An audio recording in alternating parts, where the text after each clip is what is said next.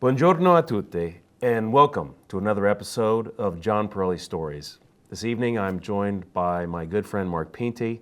Mark, welcome. Thank you for being here. Thank you for having me. We would love to just jump right in. Okay. Why don't you tell us your name and how long you've been a member at John Pirelli? Okay, well, my full name is Mark Anthony Pinti. I'm from Springfield, but I live in Beaver Creek now, and I've been a member of the Pirelli Lodge since around 2014, I think around 12 years. Great. Yeah. Wonderful. How'd you get connected with the lodge? Well, of course, I knew about it for a long time. Really, there was a lodge in Springfield years ago. My father was a member, and then it disbanded. And I guess the connection with the Pirelli Lodge basically has to do with the Festa, going to the Festa, and knowing some people that were members. And a friend of mine, Amy Lombardo, who I worked with, was a member. She suggested I join, and she sponsored Rita, my wife, and I. Wonderful. That's how we got in, yeah. Well, we're happy to have you guys as members. So is there anything else about the lodge, our members, that is just really kind of something you've grown to appreciate through your time at John Pirelli? Well, yes, because all my life, I really didn't spend much time thinking about my ethnic background. Mm-hmm. You know, I grew up, my parents were first generation, that, you know, my grandparents came over, my parents were born here, and I think they probably either consciously or unconsciously wanted us to assimilate. But when I started getting involved with the lodge and talking about my past and my heritage, I got more interested. In fact, one of my early friends, Eldora Perfilio, she was running these tours. Mm-hmm. So we started going on tours, Rita and I, with the lodge. We've been to Italy about 10 times. Wow. So was a big impetus to get me started. Wow. Yeah, it's certainly a reason to keep many members coming back. Yeah. You mentioned your parents. Yeah. So maybe you can talk a little bit about growing up. Yeah. What you remember. I can certainly appreciate the idea of especially Italian parents wanting their children to assimilate. Yeah. My mother had a very similar experience, but tell us about that. Growing up, what it was like. Okay, well, both of my parents were Italian, which I feel very fortunate about. My father, his family is from Abruzzo, a little town called Castiglione. It's in the mountains somewhere. And he's from Steubenville, Ohio. And he moved to Springfield after World War II. He was in the war, met my mother.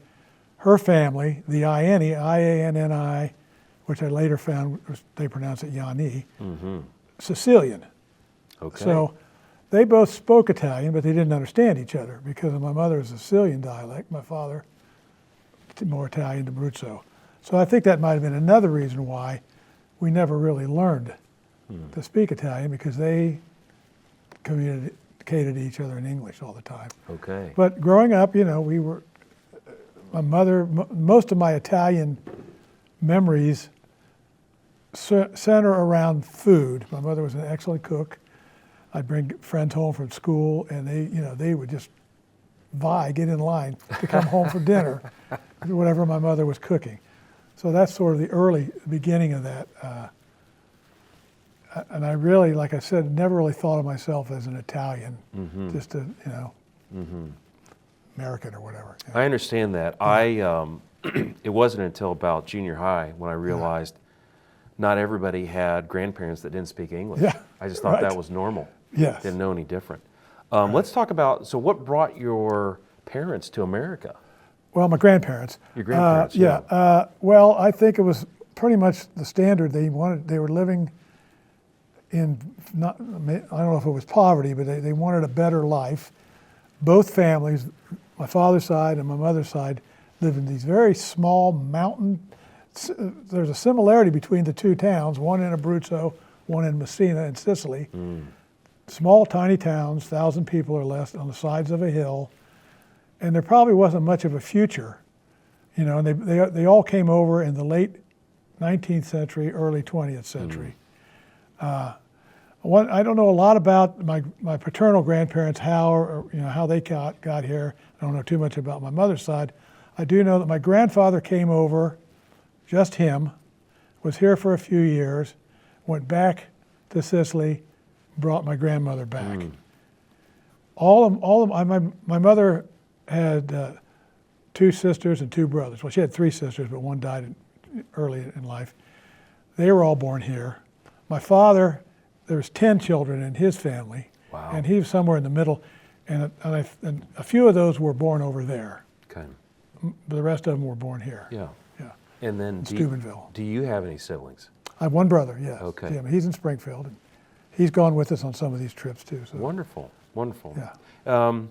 So with that many, I guess, if your father had that many siblings, then you've got a large extended family. Are they Yes. all here in Ohio? Yeah, mostly in Ohio. On my mother's side, they're in Springfield primarily. On my father's side, they're in the Steubenville, Weirton, West Virginia area. Mm-hmm. And we would go back there usually once a year and visit with family, spend some time there. And that was more of an ethnic experience because they were more old world. And all of my relatives who are still there now are more immersed. They speak Italian. Okay. They know more about the traditions and histories. And I have a cousin, Gene, in Steubenville, who I contact with occasionally to try to get information and history about the Pinti side of my family. But I really spent more time in my life on all my mother's family was in Springfield. I have a lot of cousins. We're all pretty close. Growing up, my mother and her 2 sisters were each other's best friends. I mean, when they grew up and even while I was growing up, I've got a picture I'll show you somewhere. And every night of the week, when we were younger, and even until all 3 of them passed away, they would go to one or each other's house in the evening after dinner for 2 or 3 hours and sit around, play cards, argue. And the kids would always go and we'd run around, and during the holidays they'd get together and make cookies. They each had a pizzelle maker, and we'd sit there at Christmas time and make hundreds of pizzelles and other cookies, like a lot of other families did. But that's one of the really strong memories of growing up. I want to come back to food, but before we leave some of your early days, there may be, it's kind of the generation coming up may not know that there's a large Italian population in Steubenville. Oh, yeah. And that's actually where Dean Martin, Dino yeah. Crescetti is from. My father grew up with him. And I think isn't there an annual Dean festival? Martin Days. Yeah. Yes. And just any recollection that you might have of that or sure. any of that experience? Well, my father grew up with Dean Martin. They knew each other. Dean was a couple of years older than my dad. My father played on a bocce team with Dean Martin's father, the Crescetti family. Dean was a boxer, was a Gold Gloves boxer. He was a very good boxer, and my father sparred with him, was a sparring partner. So, and later in life, when Dean was famous, my Aunt Grace was a seamstress, and Dean, she did all of any seamster work for Dean even till the end. Wow. She made all the draperies and window treatments for his homes out there. Really? So yeah, so there is a bit of a connection, a little Okay. brush with greatness, I guess you'd call it. So, Wonderful. yeah, Well, it's a small world, Yeah. and our Italian enclave or community kind of brings us together in so many Yeah. different ways. Well, let's go back to food, for example. Okay. You mentioned pizzelles, Yeah. great memory for me growing up. Yeah. Talk about maybe some of your favorite foods that Okay. your mother would make and share with others. All right. Well, she made her all kinds of pasta. Lasagna was fantastic. Her pizza was Sicilian pizza, which was thick like this. That's what I knew as pizza. Mostly bread with sauce and a little cheese on it, Okay, and some anchovies stuck in there. that's right. But she was made gnocchi. We would sit there and roll those gnocchi, and that's pretty labor intensive. But she would make them, and my friends they never heard of gnocchi. Today gnocchi, everybody knows gnocchi. Back then it was nobody other than Italians really ever heard of it. So I'd bring a friend over and say we're having gnocchi, and what is that? And I said, well, just you wait, you'll see, And they were always made of potato gnocchi. I made a lot of converts out of my mother's gnocchi.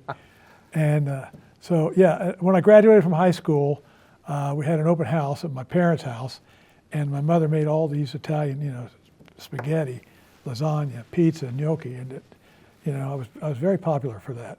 You're making me hungry. Yeah. Yeah.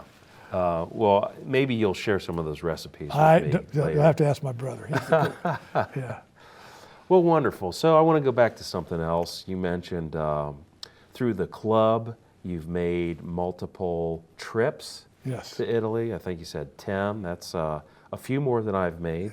And I understand you've had some great experiences and a great story there. So maybe you can share a little bit about some of your trips, and then let's get into your very memorable trip that you were sharing with me a while back. Well, I'd been to Italy a couple of times before I started going with Eldora's group. We went in, first time was in 2002. My wife Rita and another couple friends of ours, we went to Tuscany. We flew into Rome, took the train to this little town called Montecatini Terme, up in the middle of Tuscany. And we were there. We took train rides into Florence, out in the hills, Lucca, Pisa, Siena. That we explored mostly on our own. We went another time on a cruise. We flew into Venice, and we cruised out of Venice down into Egypt and around the Mediterranean and back. And then in 2016 was the first trip I took with Eldora and her group. And again, we went to Tuscany on that trip, and that was very exciting. Spent a lot of time in Florence. The most memorable trip, I'll skip ahead, in 2019, the whole trip was in Sicily. We went to Sicily. Rita and I went, we took our son Gabe with us, and my cousin Vince, one of the Ianni family, his name is Amato, but his mother, my mother, were sisters. So I got Vince to go and his wife Lynette. And while we were on the bus tour, our tour director was a fellow named Emilio, really good guy. The bus driver was a younger guy named Salvatore who lived in Sicily.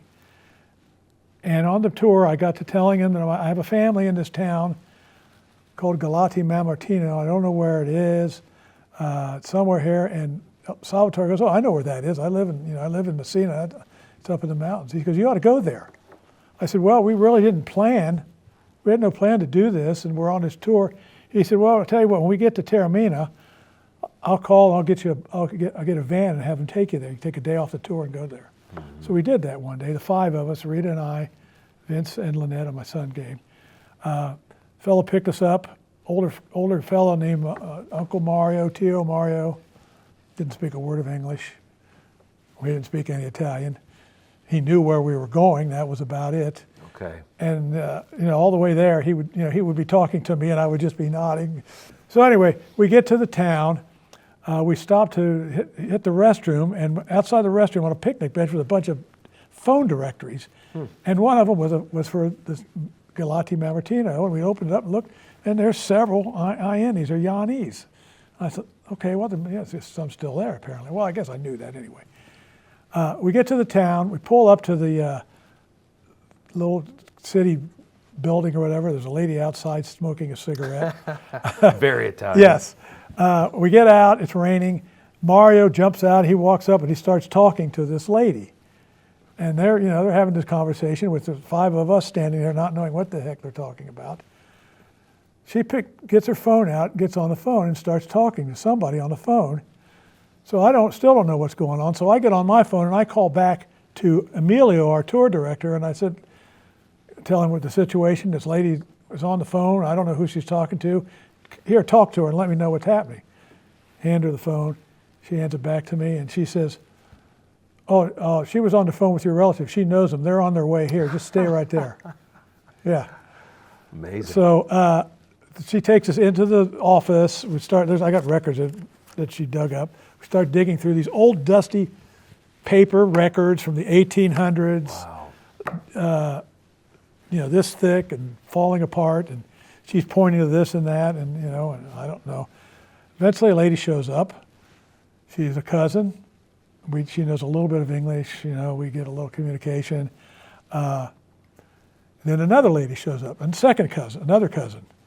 And we're all having a great time in there. Nobody knows what the heck anybody's saying. But then she calls somebody, one of the cousins, and somehow we get to find out that another cousin, Giuseppe, I forget his first name, who's the town doctor. He said he's going to meet us at a restaurant. Okay. Let's go to the restaurant. So we walk outside. Before we go to the restaurant, right next door is a church. The church my grandparents were married in. Wow. So we go in there. We get to see the church. Which was, I'm getting a little bit emotional. Yeah. Even now. We go to the restaurant. There's the two ladies, my uncle. The restaurant's closed, but he knows the owner, and the owner opens up the restaurant. Beautiful. Food just starts showing up. We don't order anything. Yeah. And then more people start showing up. Eventually we had 7 or 8 relatives. We sat there all afternoon eating, drinking wine, nodding to each other, you communicate a little bit, but not much. Some of them knew a little bit of Italian. One of the ladies, turns out, had come to America in Springfield in the early 60s. Wow. And she remembers Vince and me when we were little kids. Wow. Yeah. What year did you go over to Italy? This was 2019. Wow. So anyway, to cut it short, it was a fantastic trip. It was very emotional. We met these people. They didn't want us to leave. We had to get back. It was a 3-hour drive from Taormina to there. And of course, they wanted us to come to their house, so we weren't able to do that. Yeah. And then we ended up with the Italian goodbyes. Yeah. Half hour, that, which is really interesting when you don't even speak the language. So anyway, I could, that's a very abbreviated version of that story. Well, I think you've got a picture. Let's see if we can get that out. Well, we had no expectation of seeing family. Our expectation was we were going to go there, look around, drive around, go to the records, possibly go to the cemetery, which we never, leave it over there. We never did make it to the cemetery. There we go. There's one picture. That's some of the family there. Anyway, no, I had no expectation of meeting any people. Here is Uncle Mario and the lady who was standing outside of the place. Yeah, that looks like an Uncle Mario. Yeah, doesn't it? If I've ever seen one there. Eventually, there was the whole group of us there. Oh, There's 5 of us. The people other than the 5 of us, and you see the young kid there on the right. He had just graduated high school, and he did have spoke a little bit of English. Good. And I asked him, "What are you going to do?" He says, "I don't know." He says, "I'm going to get a job, but there's no jobs here." Wow. So I'm not even sure whatever happened. He said he was going to have to leave there to find work. Well, I'll tell you, it's a good-looking group, and you all look alike. Yeah. Well, right. Well, I think that's amazing. Do you stay in contact? Not too much. I have relatives in Cleveland who are over off the boat, and the relatives are theirs. And I've talked to them a few times. In fact, while I was there, I had one of us had a tablet, and we FaceTimed my cousin Frances in Cleveland, and she was able to talk to them and tell us a little bit, do a little translating for us. Mm-hmm. But sadly, I have not really been in contact with them since then. Well, there's still time, Mark. Yeah, there is. I encourage all of our members. Sometimes we think it's a deterrent that maybe we don't speak the language as well as we'd like, but I tell everybody, don't let that stop you. Absolutely not. I mean, you said it yourself. You're saying goodbye for a half hour, and you maybe just know a few words. Right. I think that's really special. Yeah. And maybe you can continue to strengthen that connection a little bit. I would like to. We had gone to Abruzzo a couple times, but we were not able to get anywhere near where my father's family was from, and I'd like to do that one of these times. Well, that's a good goal for return. This first one is my father's mother, my grandmother. She is the only really grandparent who I have any memory of. She died when I was about 10 and lived in Steubenville. As far as I know, she didn't speak any English her whole life.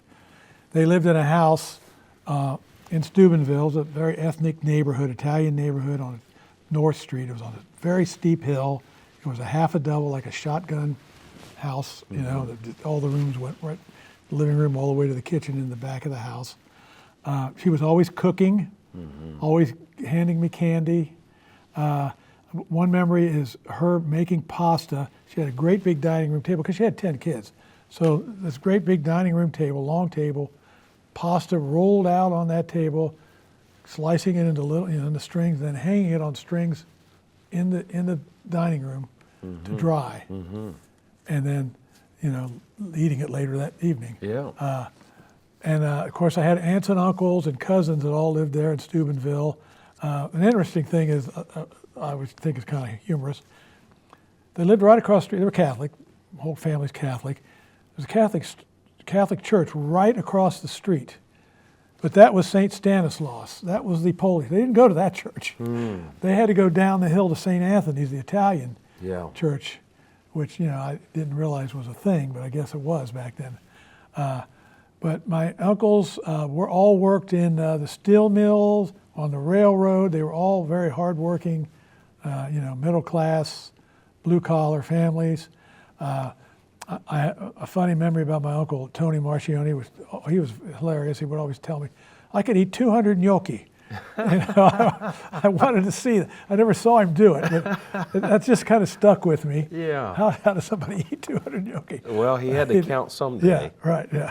Yeah. Well, I think that's wonderful. I think those are really great family stories. I wanted to ask you about, is there anything that you took away from your family that you want your kids or the future generations, grandkids or just the generation coming up, anything that you want to share with them that you want them to know something about either the work ethic, whether it's the food, whether it's the family, but something that really sticks with you that you feel compelled to share? Well, yeah, I really think that you need to realize the value of having a family and having the stories and the history and being close. And I don't know if I mentioned, I really didn't get involved or try to ask enough questions about my family's past or heritage. And I would advise people to ask questions, look into your history, find out where you're from, dig deep as you can, get involved in genealogy, take the tests, 23andMe or whatever they are, and embrace it. Yeah. And get involved in groups like the Sons and Daughters of Italy. Yeah. Yeah. Well said. It's a tremendous organization. And, yes. And our numbers are growing. Yes. At least at our lodge, and yes. I think that's reflected. So clearly being Italian American is important to you. You kind of feel like now, even though that maybe you didn't associate that growing up, is that now kind of your identity, big part of your personality now? Absolutely, more than ever. And I really didn't get into it until late in life, but it's never too late. And I really cherish it. I'm proud of it. I like the fact that I could say I'm 100% Italian. And so, yeah, and through the lodge, they have a lot of programs, as you know, ways to get more immersed into it, genealogy information, cooking demonstrations, the festa, and just as a plug, I might mention I'm chair of the Culture and Heritage booth, and all you members out there, the new members that are looking somewhere to work, come see me. Work in the Culture and Heritage booth. It's a lot of fun. Come see my friend Mark. Yes. Well, what do you think being Italian or Italian American means to America? I mean, the Italians were so foundational and fundamental to the early days of this country. A lot of Italians will tell you we built this country. Yes. You talked about the blue collar work ethic your family had. What do you think that means to America, and especially today? Well, it's the foundation of America.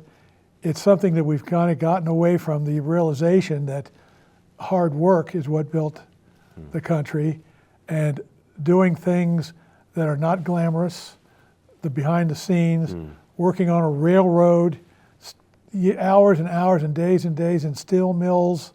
That's where our heritage was in the early days. I do have an understanding that in the 1800s when we started migrating here, it wasn't easy. Yeah. I mean, some of the problems immigrants are having now, our families, experienced them back then. The bigotry, the hatred. So, you know, it gives me a better understanding and more of a sympathy or empathy for people, and I think that's important. That's well said. All right, so I'd like to, I guess, do a couple of rapid fire things, if I could. I'd like to ask you about your favorite Italian food. You've mentioned a couple things, but Mark Pinti gets one thing. Gnocchi. It's got to be gnocchi. Yeah. Is it 200 gnocchi? Eventually, yeah. I'll start with about 20. Wonderful. Yeah. Now, do you make it for Rita? Yeah, sure. Okay, all right. Absolutely Good not. husband there. Absolutely not. I have no idea how to do that. Well, that's another thing we can work on. I've made it in Italy a few times Oh. on cooking demonstrations. Yes. Well, bring that recipe back. Okay. All right. What sure. about favorite Italian drink? A coffee drink, a mixed beverage? Espresso. Yeah, Yeah. got to be espresso. Yeah. No question about it. Rita will probably say she likes spritz, Aperol spritz, but that's too sweet for me. But both are good. What about favorite Italian word or phrase? Fungul. That's one of the early ones I learned. Doesn't get enough airtime, according to some people.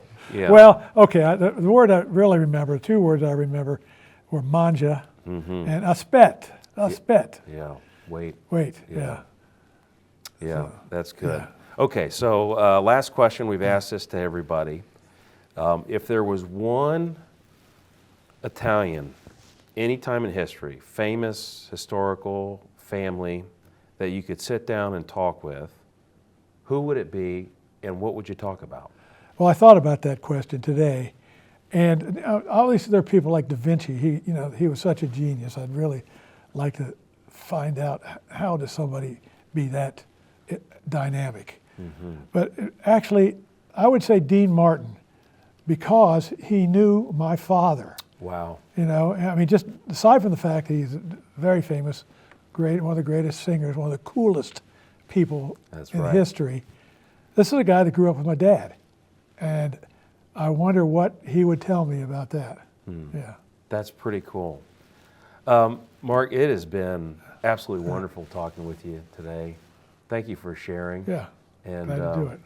we're really happy to have this opportunity to connect with members and just encourage all of our members to share your stories and connect a little deeper with our local Italian American community. That's all for this episode. We'll see you again next time. Thank you.